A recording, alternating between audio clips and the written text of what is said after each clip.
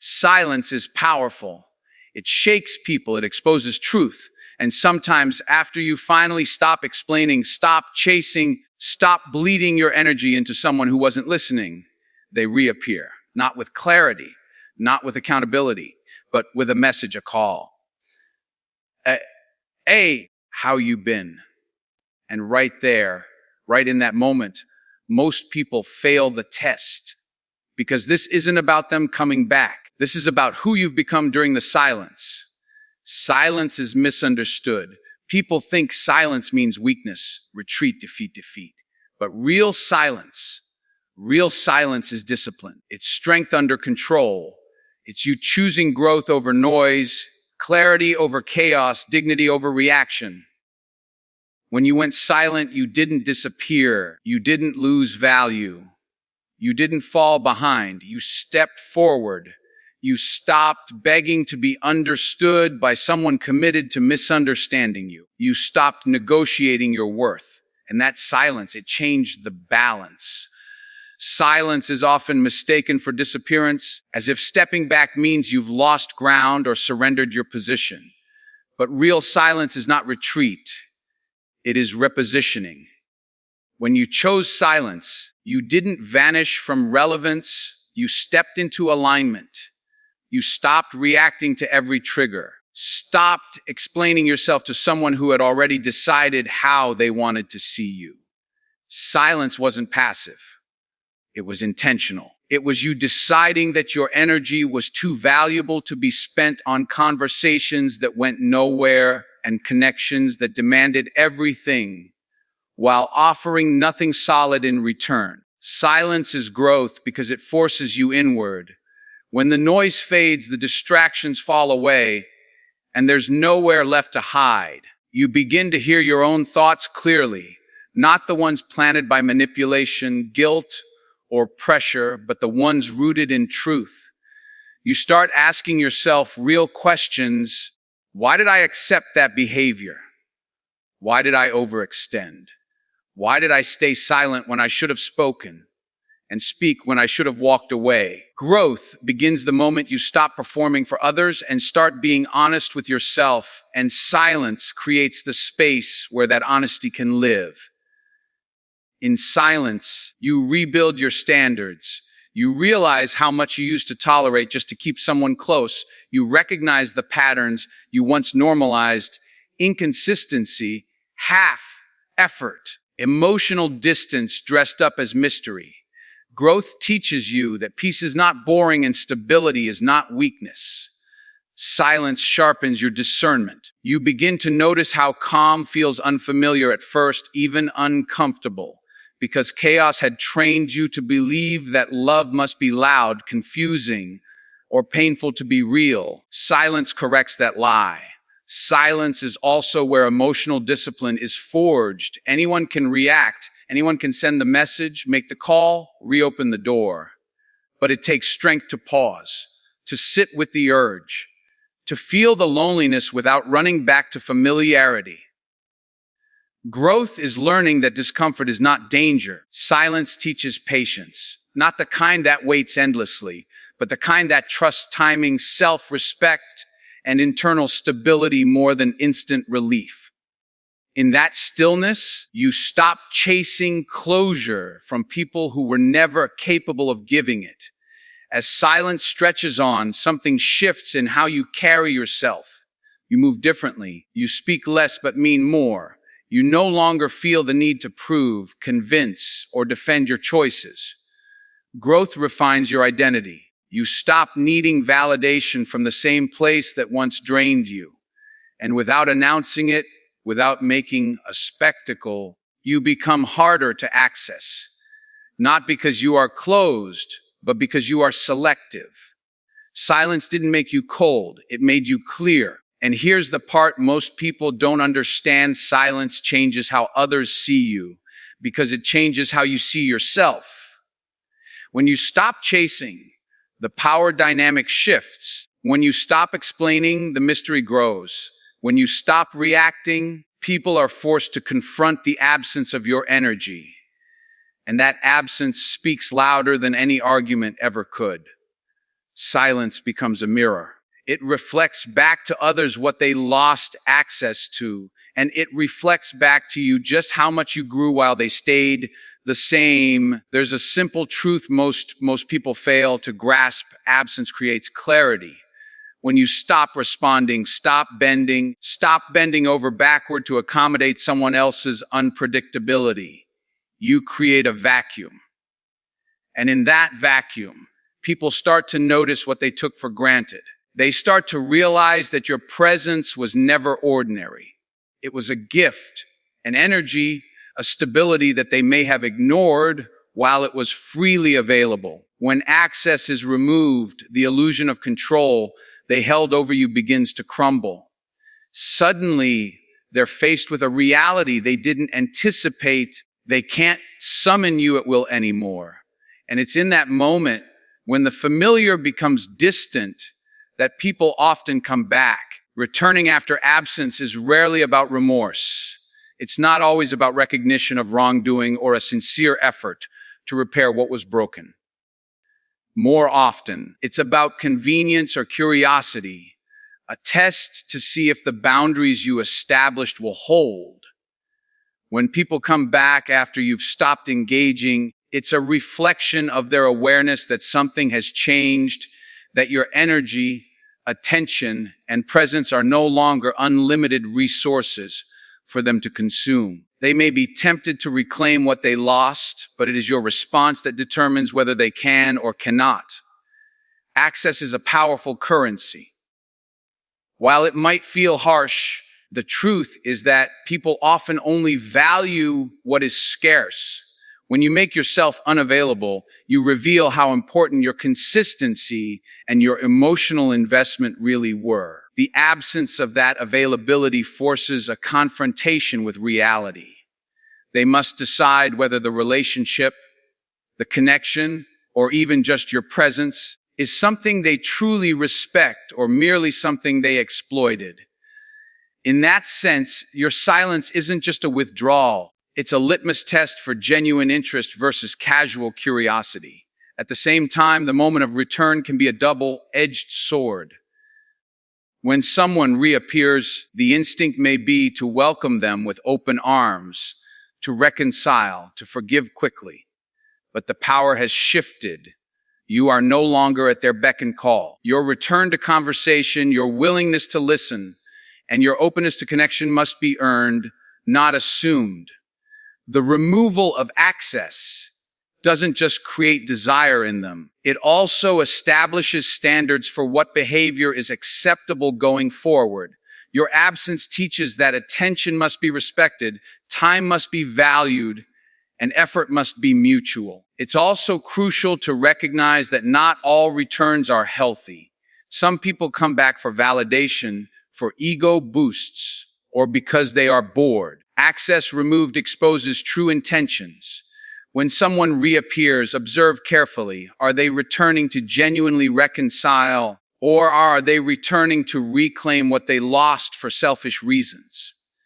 Your silence gives you the clarity to see the distinction. It forces them to reveal whether they are capable of real change or whether their return is merely a temporary experiment in convenience. Ultimately, the lesson is simple. Access controls influence. By removing yourself from constant availability, you assert value.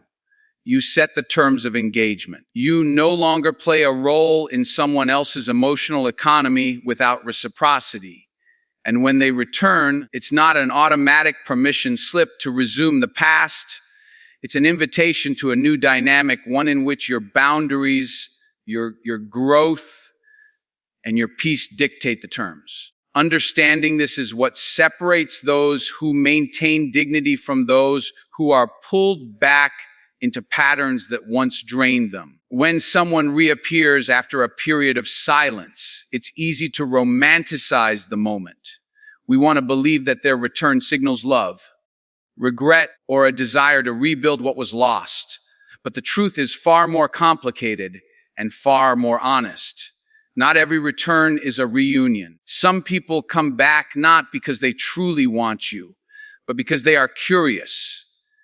Curiosity disguised as care can be subtle, but it's unmistakable if you pay attention. They might want to see how you're doing, check if you've changed, or measure how much power they still hold over your emotions. Understanding this distinction is critical if you want to protect your heart and your hard-won growth.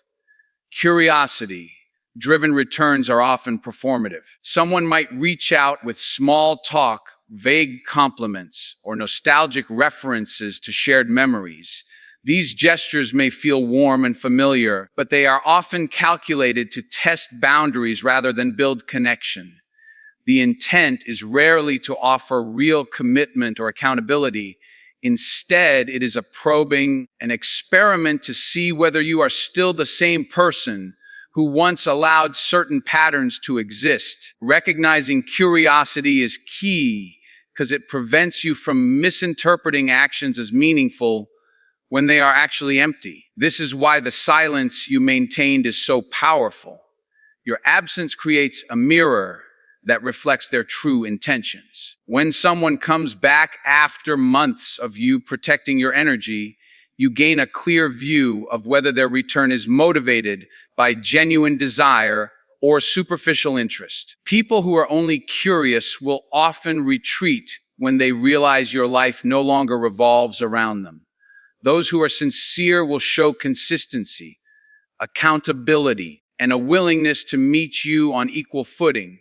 Your discernment becomes sharper because silence forced clarity, and clarity exposes motives. Curiosity-driven returns also reveal patterns that may have been ignored before. They highlight the behaviors that once caused pain but were overlooked in the hope of reconciliation or love. When you recognize this, it becomes easier to resist being drawn back into cycles that previously drained you. It's a chance to see the difference between nostalgia and necessity, between longing for comfort and choosing someone who genuinely deserves your presence. Not every message deserves a response. Not every gesture deserves trust. Recognizing the distinction protects your emotional energy and ensures that your boundaries remain firm. Furthermore, curiosity-driven returns often mask a deeper discomfort with their own growth. Some people return because they see the progress in you that they haven't achieved themselves. Your silence, your clarity, and your self-respect become uncomfortable truths for them. Instead of reflecting on their own shortcomings, they reach out to gauge your reactions, attempting to reclaim familiarity without doing the hard work of change. Understanding this allows you to respond wisely with calm, measured awareness, rather than with the emotional reflexes that might have trapped you in the past. Ultimately, not every reappearance is an invitation to rejoin a chapter that ended for a reason. Some are merely echoes of curiosity, temporary glimpses of what once existed without intention to build something new. Recognizing this distinction is essential. It allows you to separate genuine opportunities for connection from distractions that can derail your progress. It teaches you that presence, like respect, must be earned, and that returning to someone's life does not automatically grant them the right to your heart, your time, or your energy.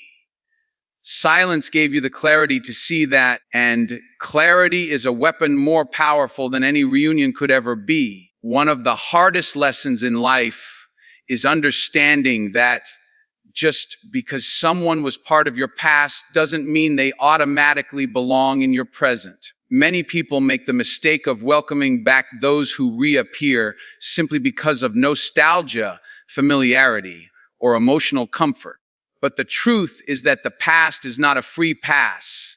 It carries baggage, unfinished lessons, and sometimes even pain that you worked hard to overcome. Your silence was not a pause for convenience. It was a boundary, a recalibration, and a signal that the dynamics of the past no longer define who you are today. Reopening the door without discernment risks erasing all the growth that came from stepping away.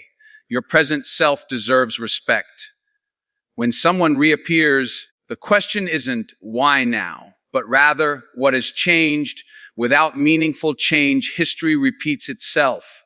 The past may offer memories, familiarity, or even affection, but it doesn't automatically bring accountability or maturity. Accepting someone back into your life purely because they were once there undermines your evolution. You are no longer the person who tolerated excuses, inconsistency, or disregard. Your silence proved that you are capable of valuing yourself and your energy, and that capability must be honored in the present moment. The past often tempts us with comfort disguised as connection. We remember laughter, intimacy, or shared experiences, and forget the reasons we created distance in the first place. That nostalgia can be deceptive, leading to the illusion that things can return to the way they were without effort or change. But growth doesn't happen in reverse. Letting the past in without scrutiny is a shortcut to repeating old patterns, patterns that your silence worked to correct. The past may ask for entry, but your present self is the gatekeeper, and it's your responsibility to protect the life you've built while they were gone. Boundaries are the key to maintaining this separation. The past can only re-enter if it proves its worth in the present. Consistent behavior, accountability, and tangible evidence of change are non-negotiables. Anything less is a violation of the lessons you've learned.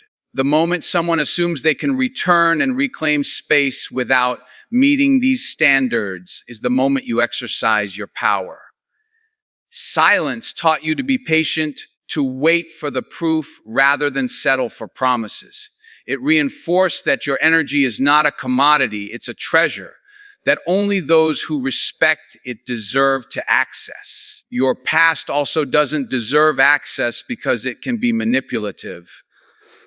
Often people reappear with the intent to disrupt the stability you've created, to test your growth, or to regain emotional leverage. They may use charm, guilt, or subtle reminders of shared history to weaken your boundaries. Recognizing this is crucial. Your silence has given you the perspective to identify these tactics and the strength to respond without falling into old traps.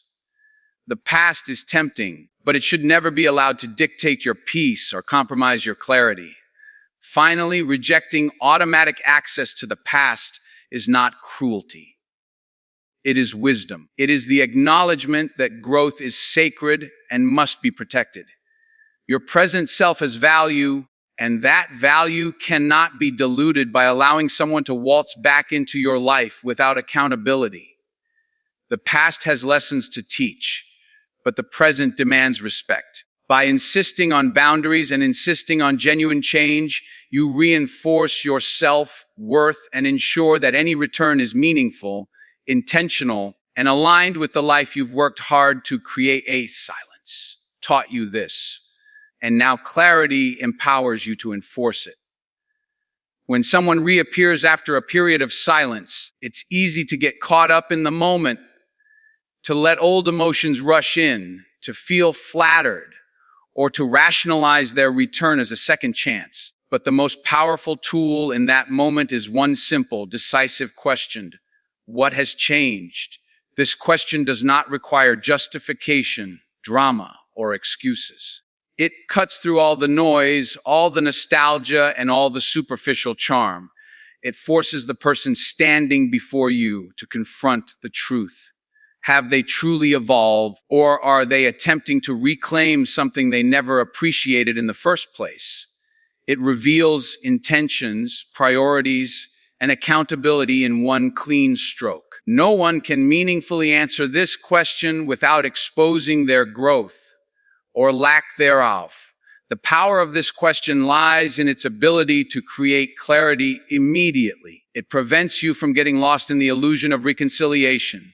People who return without real change will stumble, hedge, or offer vague promises. Those who return with sincerity will provide concrete evidence of personal growth, reflection, and commitment to doing better. By asking this question, you place the responsibility squarely on them rather than giving them the benefit of the doubt based on history or emotional familiarity. It shifts the focus from your response to their accountability. Moreover, this question protects your energy. Instead of wasting time analyzing subtle cues, overthinking their motives, or chasing after mixed signals, you ask for tangible evidence of change. You no longer allow emotional manipulation, guilt tripping, or charm to cloud your judgment. Silence trained you to wait and observe. This question is the natural next step, a boundary reinforced with clarity, asking the only thing that truly matters. Whether their return is about genuine connection or self-interest disguised as sentiment. This single question also empowers you emotionally. It reminds you that your value hasn't diminished during their absence. It signals that your presence is not a given. It is conditional on respect, effort, and accountability. It reframes the conversation from reactive to proactive, from vulnerable to deliberate. You are no longer responding to their narrative. You are defining the terms on which they may be allowed back into your life. Growth and dignity demand that the gatekeeper is you, and this question ensures that you remain in control. Importantly, this question reveals patterns, not just intentions. Some people return multiple times, offering excuses without real change. Asking, what has changed? Repeatedly becomes a tool to measure consistency. It exposes whether their return is an anomaly or a true reflection of evolved behavior. It forces them to demonstrate action rather than relying on emotion or nostalgia to carry their appeal. Over time, this question becomes a lens through which you evaluate every attempt at reconciliation, separating genuine effort from empty gestures. Finally, this question fosters self-respect. It shifts the focus from your longing, nostalgia, or desire to forgive to a matter of principle. You no longer chase validation, approval, or reconciliation. Instead, you require evidence of growth before considering any engagement. The question, what has changed, is more than words. It is a boundary, a test, and a mirror. It reveals who they truly are, who they aspire to be, and whether they are capable of aligning with the version of you who refuses to tolerate the same mistakes twice. In essence, it allows you to reclaim control, protect your energy, and demand the respect that was always owed to you. After all is said and done, after the silence, after the return, after asking the one question, there is one ultimate truth you must never forget: your peace is the final decision. No one has the right to disturb the stability you have built. No one can dictate how much of your energy is given, and no one is entitled to automatic forgiveness or access to your life. The choices you make now are guided not by emotion alone, but by the lessons you've learned, the growth you've earned, and the boundaries you've established. Your peace is sacred, and defending it is not selfish. It is essential. Choosing peace means understanding that your presence is not a commodity to be traded lightly. It means recognizing that past pain, patterns, and broken promises cannot be ignored simply because someone has returned. You are not obligated to re-enter a cycle of inconsistency or chaos for the sake of nostalgia or fleeting comfort. Peace is not passive, it is active. It requires reflection, discernment, and sometimes the courage to walk away even when it's tempting to stay. The most powerful people are not those who reconcile effortlessly, but those who maintain inner calm in the face of emotional disruption. Protecting your peace also requires patience. It's easy to rush into forgiveness or connection out of habit, longing, or hope. But true peace comes from waiting for clarity, from letting actions reveal intentions, and from observing whether someone's return aligns with your values and boundaries. By prioritizing your peace, you prevent temporary emotions from undermining permanent growth. You ensure that your heart and mind are not manipulated by charm, guilt, or convenience, but guided by wisdom and self-respect. Your peace also demands that you separate the person from the past. Someone may reappear with apologies, explanations, or even promises of change, but none of that guarantees harmony with the life you are currently building. Peace requires evaluation and intentionality.